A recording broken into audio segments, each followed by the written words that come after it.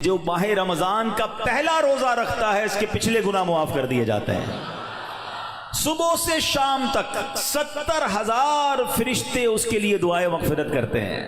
بسم اللہ الرحمن الرحیم۔ السلام علیکم ورحمۃ اللہ وبرکاتہ۔ ناظرین کرام، رمضان المبارک کی بابرکت گھڑیاں شروع ہو چکی ہیں اور رمضان المبارک آپ کو بہت بہت مبارک۔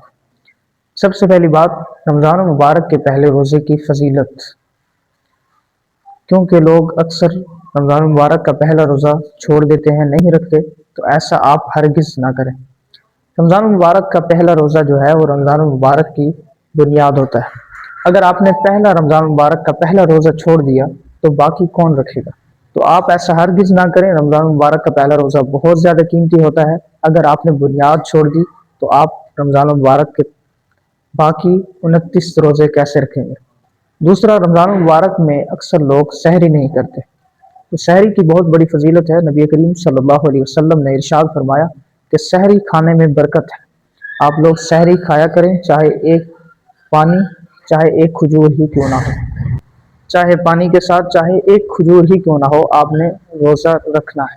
دوسری بات یہ ہے، کچھ لوگ روزہ رکھتے ہیں اور رات کو دیر تک جاگتے ہیں اور لوگ فجر کی نماز چھوڑ دیتے ہیں۔ آپ ایسا ہرگز نہ کریں۔ رات کو جلدی سوئیں، صبح سحری کے وقت بھی اٹھیں اور نماز فجر، تہجد بھی ادا کریں۔ ایسا ہرگز نہ کریں کہ جس سے نماز فجر اور تہجد آپ کی رہ جائے۔